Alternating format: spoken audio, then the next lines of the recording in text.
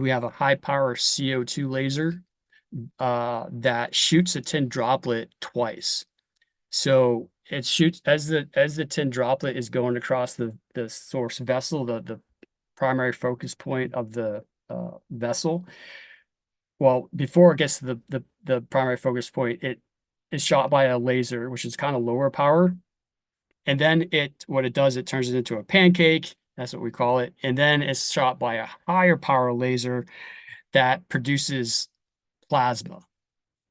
Some of that plasma, well, when we make that plasma, it releases a very particular wavelength of light, 13.5 nanometers. Why am I all concerned about the wavelength of light? Because the smaller the wavelength of light you can make, the smaller features on a transistor on a computer chip that you can make. And so when you can fit more uh, transistors in a same amount of area, that makes the computer chip more efficient. It makes it in a lot of different ways, so it consumes less power to operate and things of that nature. Some of you may recognize the term Moore's Law. Well, essentially, ASML is the EUV side of ASML exists to perpetuate Moore's Law, and that is, it's not really a scientific law.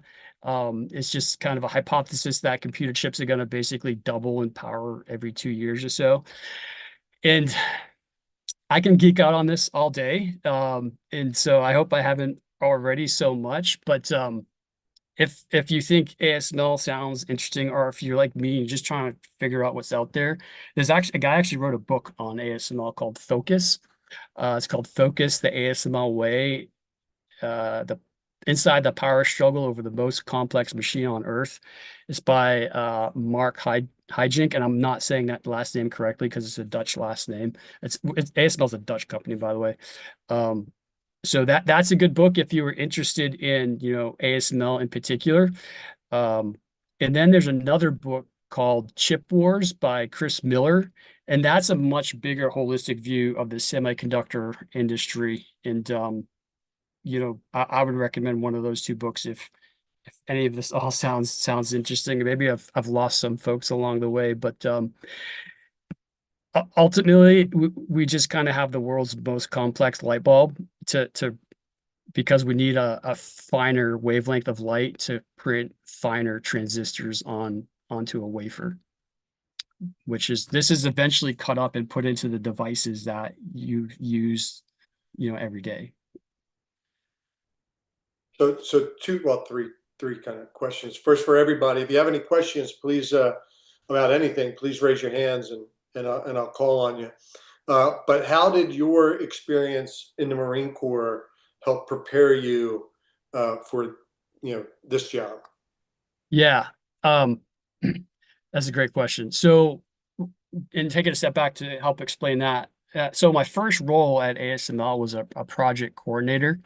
So we have these very complex machines, and you know, basically we would upgrade them in order to make them more efficient and to make them more available, right? So power and efficiency, like it doesn't matter if you have a Lamborghini in your garage if it doesn't turn on, right? So we would constantly be upgrading these machines to reach certain performance specifications. And so my first job was a project coordinator, where I would go into a conference room. Basically, we actually call it the war room, and our projects ran 24/7. I found myself out on shift at 3 a.m. on Sunday morning sometimes, coordinating the project, right? So we have engineers in the fab. So a fab is where computer chips are made. It's kind of short for like fabrication site. They're in there turning wrenches, and then I'm in the war room. It's a very similar to like a COC if you've ever been on watch before. I'm paying attention to what the engineers are doing, making sure that they have the support they need. I have my own reporting requirements to higher headquarters, and you know, that could be a continent plus an ocean away. And I'm also trying to make sure, I'm just kind of dealing with the administration of the day. So that kind of sounds pretty similar to like if you're ever a watch officer or anything like that. But another way to answer this question would be to like, take a lot of information and boil it down to like very simple, digestible, form, and then send it to someone who needs to then act and do something with that information. It's a lot like running a COC. Um, and you know, I kind of took some lessons learned from the military. You know, as I was doing shift changes and things of that nature, I developed 9 lines of information I always wanted to know as I was going on shift. And I thought 9 lines of information that, you know, my replacement would want. And so maybe some of you recognize that term as well. And then second part of that question is for everyone in the room, like who may be interested in a job like that. Like, what kind of background would you need to succeed in that in a Yeah. position? So I would say I was originally looked at even as a candidate for this role based on my engineering degree, to be honest. I knew zero, I knew nothing about anything I was just talking about a second ago about how computer chips were made. Um, you can look at stuff online, but it's not enough to like, actually do your job. And so I think it was just basically, having that degree was helpful. Um, I actually got hired at the same time, like several other veterans were hired. Like my boss was a Navy vet. I got hired at the same time as a SH-60 pilot in the Navy and some Navy nukes. So in San Diego, a very big Navy town. And to this day on our team, which I'm on a different team now, um, like almost half of our team, about half of our team, or over half of our team are veterans. Um, and so I think there's a lot of skills that folks have that they don't realize that is very valuable. The point is like they'll teach you like the technical stuff of a role. You just kind of need to be able to show that you got the horsepower to be able to absorb it and apply it and do good things for the company. And then you dwelled in project program management as well, right? Yeah, so technically right now, I guess my role, my job is called project manager. Um, I kind of see myself as maybe even taking a step back. So now I'm the operations lead for a training center, and I'm basically to reverse translate it back to military terms. I'm like an S3, S4 shop. Like I'm doing schedules. I'm doing technical escalations when our machine goes down. Logistics is a big deal for us, like getting the parts and pieces that we need. You can't just go and buy these things at Home Depot, right? When some of our modules break. So looking back now, I realized I was hired more for, the skills that a veteran brings to the table, like the soft skills, if you want to call it that, um, than the hard skills I had at the time, because I had to learn that over, 8.5 years of working at this company. Um, yeah.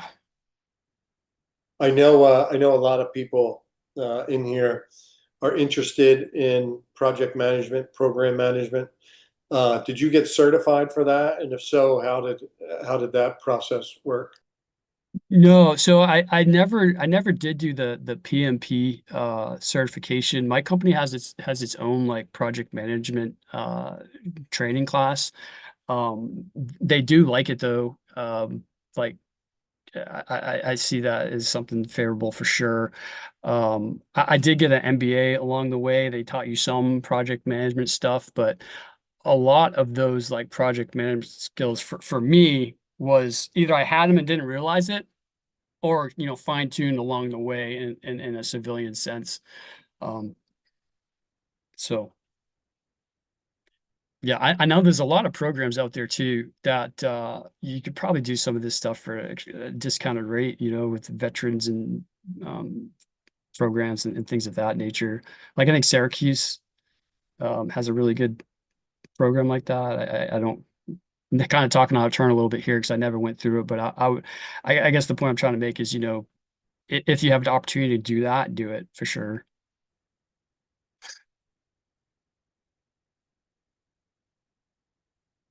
I know you, and again, anybody have any questions, please chime in. I know you briefly touched on it before, but mentorship and coaching, like How important did you, because I know some people here, probably don't have mentors or don't have coaches to help them along the way. A lot of people like to do things on their own or whatever, but how important was that in your process of getting out and continuing now as you're going through, different positions in the company? Yeah, it was super valuable. If there's again, if there's one thing that you remember from me today, just take away, hey, I should probably get a mentor. Um, I did get a mentor. My mentor was a former A-10 pilot from the Air Force, and he was a manager at GE, and we were on like opposite sides of the country, but we made it work. You can get a lot out of 1 hour a month with your mentor. Um, as someone who's been doing some mentoring last few years, there's essentially five categories of things that your mentor can help you with, and it's five things that I also see that veterans just kind of have, challenges with or struggles with. First thing is timing.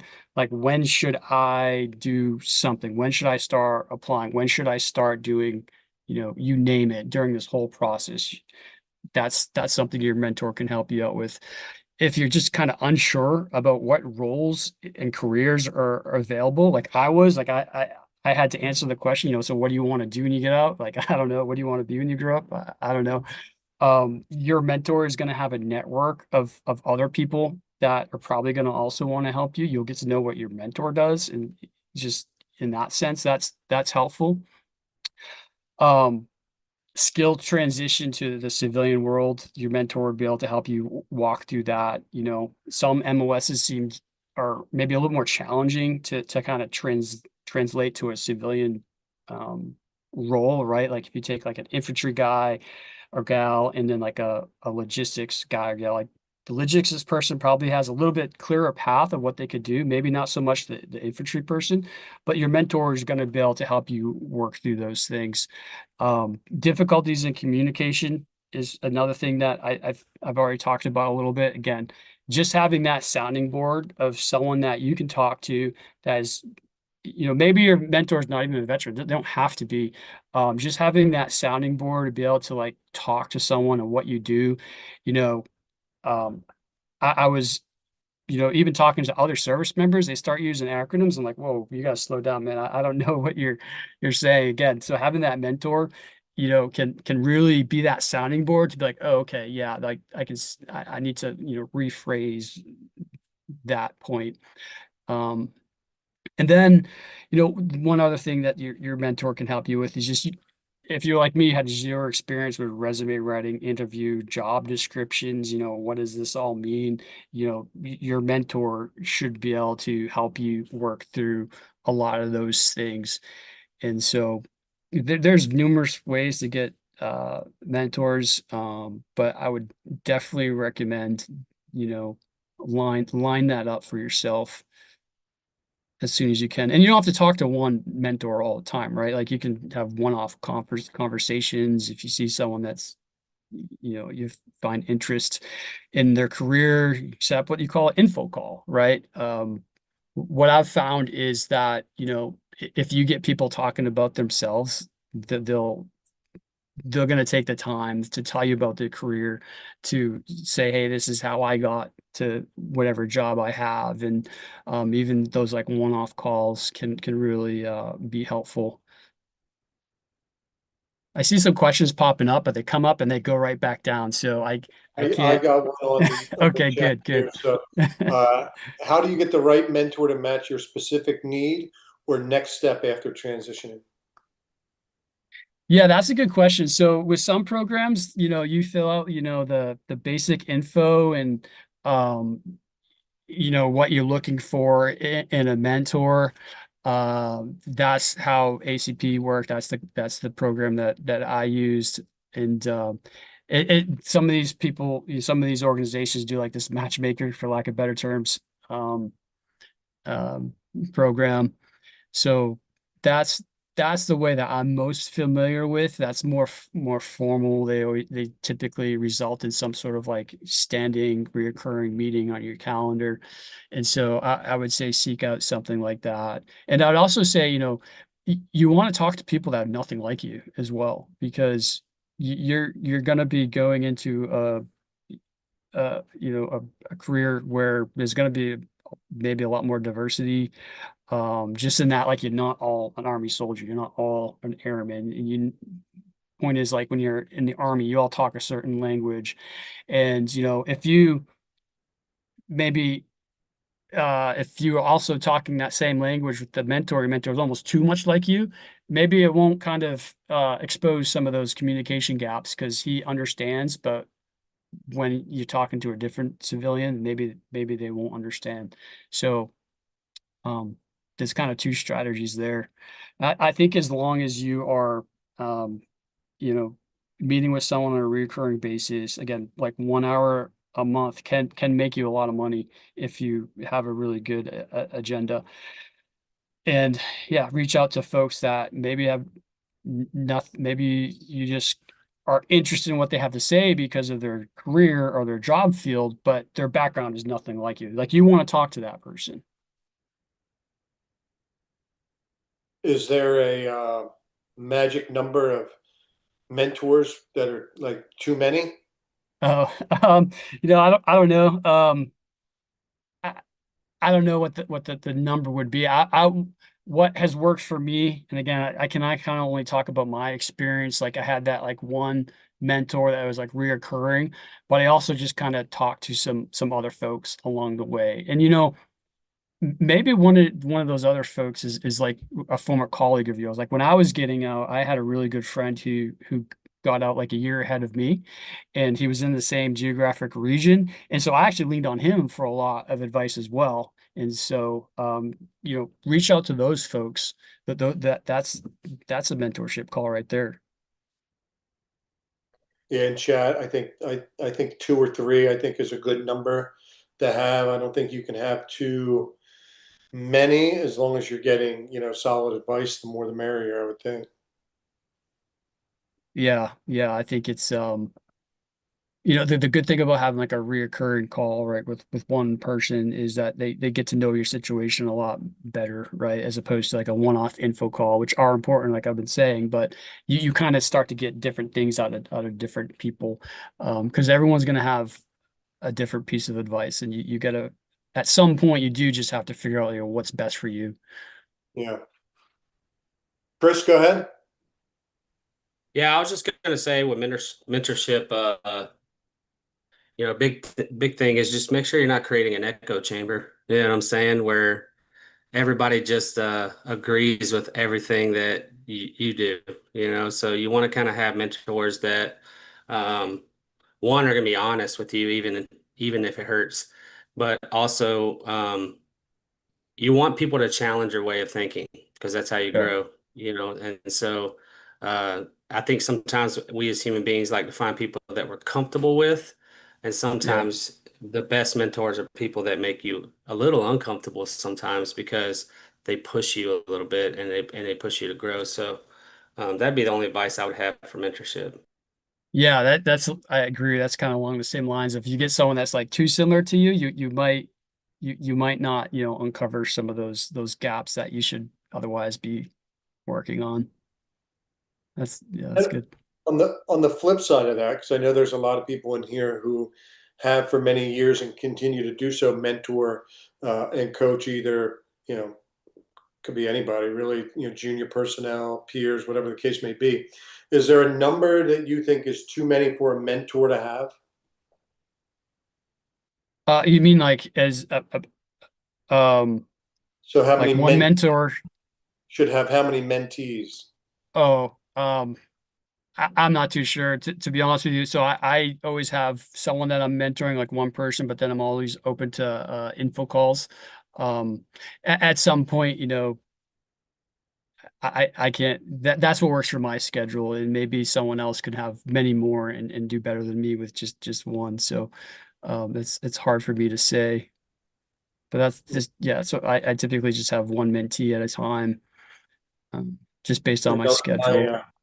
couple of my last commands, at least the seagoing ones, I would have people come up to me saying, "Hey, sir, would you mind mentoring me because my mentor has like 15 people and I'm not getting my time with them." And I'm like, "Yeah, okay, come on, yeah, come Yeah. on."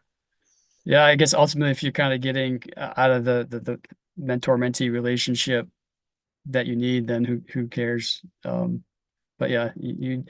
again at some point you got to make the decision for yourself. You got to be a little bit more selfish in this process than you may be conditioned to being if you were, especially if you were brought up as a leader in whatever branch of service. Um, because no one cares about your transition as much as you do. No, and you're going to get out of it what you put into it. It just is what it is. Going into your transition, what are some of the, if you can remember, some of the main obstacles that you ran into that maybe some people in the Zoom may be experiencing, right now, and how'd you overcome those? Yeah, I think the biggest thing was just kind of like not knowing like what was out there. And one thing I haven't talked about yet is networking events. Like I started to combat that. I started going to networking events because at these networking events there's other veterans there. I typically went to a veteran networking event. There were veterans there that had transitioned. There were civilians there who never spent a day in the military. They just like to support the veteran community. And again, that's where people started asking me questions, and I started asking them questions of what they do and did and all this stuff. And again, so like I said, I got hired through a third party recruiter, as they were kind of sending me um, different job requisitions or job IDs, whatever you call it these days. That gave me an idea of what was out there as well. Awesome. Any questions from the group? If not, we'll let Jason get on with his day. Thank you for your time, Jason. Appreciate you. Yeah, no problem. I enjoy speaking at these events. I do. So it looks like Timothy has a hand up. Yeah, we got But Tim. Tim, you got a question? Yeah, how's it going, Jason? hey, So with the networking events, like, how did you get over, or maybe this is more of a me problem. Like, I've only been to one networking event so far. I know I need to start going to more.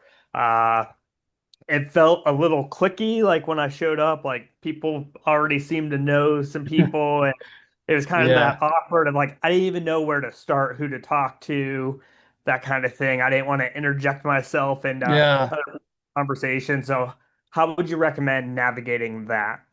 Man, so you guys can reach out to me. I have like 5 or 6 different questions that you can ask to start breaking the ice. But just know that you're not bugging people, first of all, by going up and introducing yourself at a networking event, right? They're there to meet more people as well. So, you know, just a quick, probably back to like the elevator pitch that Brian was talking about, have that ready and ask folks what they do, be honest. Hey, this is my first time here. I don't really know anyone.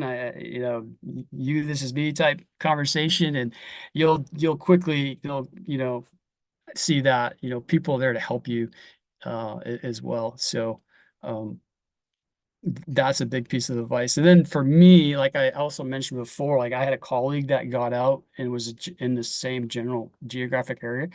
Like I would go to events with him who he actually had gone to before. So he could introduce me to people. And so it broke that ice pretty quickly. But I do recognize sometimes it can kind of be, intimidating at Hey, Jason, are these you type of good with me events. putting your LinkedIn URL in the chat? Yeah, for sure. Please do reach out and yeah, yeah, there it is right there. Reach out, we can connect. And if you have any questions, definitely feel free to reach out. There's a lot more things I could talk about, and an hour wouldn't even cover it. But you know, again, what's the one thing that if you forget everything I said today that you should be doing? Anyone?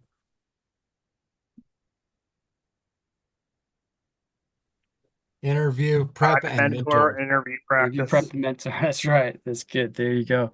There Yeah. you go. And again, ask your mentor. Like if you get a good mentor, they're going to be able to help you with all these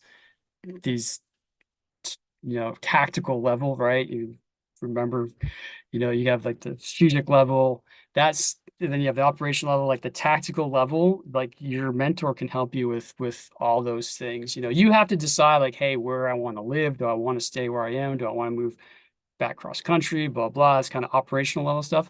You're going to have to decide that for yourself, but your mentor can help you with all that tactical level stuff.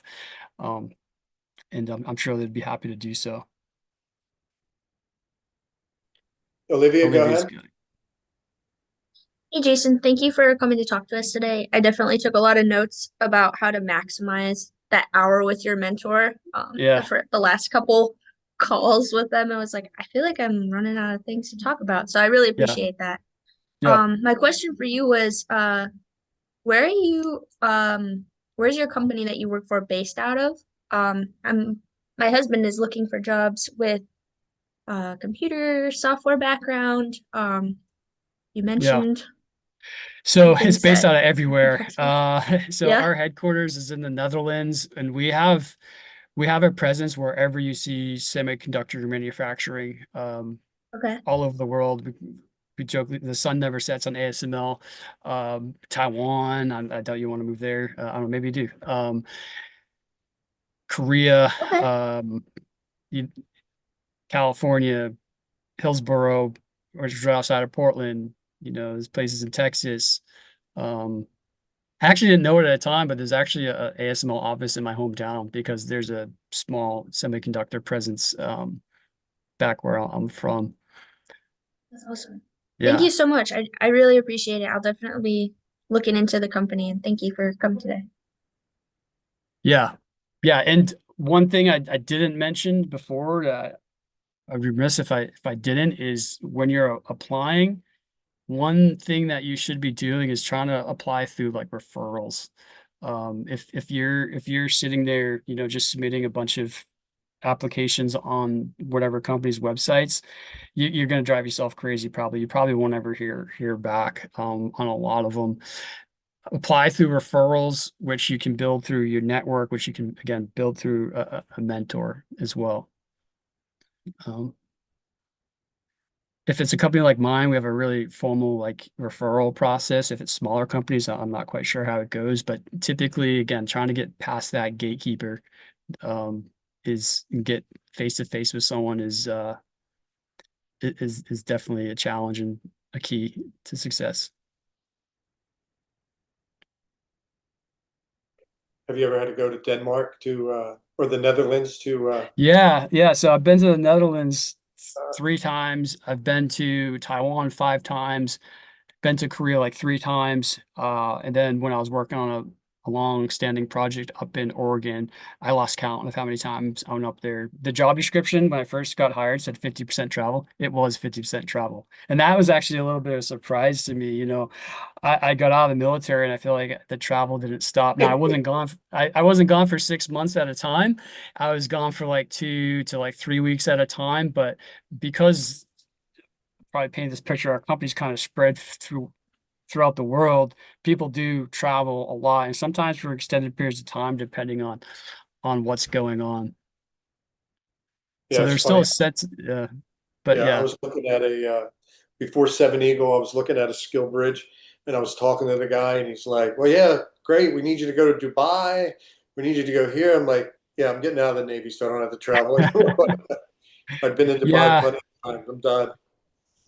At the time, yeah, it was a lot of travel, and like I said, married, have kids, so but again, I was building a network within the company, and it kind of that whole networking thing, like the whole mentorship, like never it doesn't have to end. And I realized now that not only was I learning the technology, at a customer site, which is where some of the stress can be, I was networking, and again, a company of 40,000 people. To this day, I'm still running into folks that I met 8 years ago at some other country in some other part of the world. It's pretty cool. Well, everybody, if you're interested in ASML, I recommend you click on the link and hook up with Jason on LinkedIn. Look on the website, and maybe the Netherlands is calling your name, but or elsewhere. Yeah, But it's really cool. It is a cool country. If you like bike riding, it's definitely the place to be. They have an extensive highway, for lack of better terms, cycling, biking network. Like all our colleagues there, like 90% of them ride their bike to work. It's just the culture's pretty cool. Because I like to ride my bike for fun, not yeah. necessarily as a mode of transportation. All right, pending any last minute questions, make sure you get with Jason on LinkedIn. And Jason, I appreciate your time, brother, and the insight that you gave everybody. And looking forward to hearing from you again. Yeah, no problem. Happy to be here and have a great rest of your day.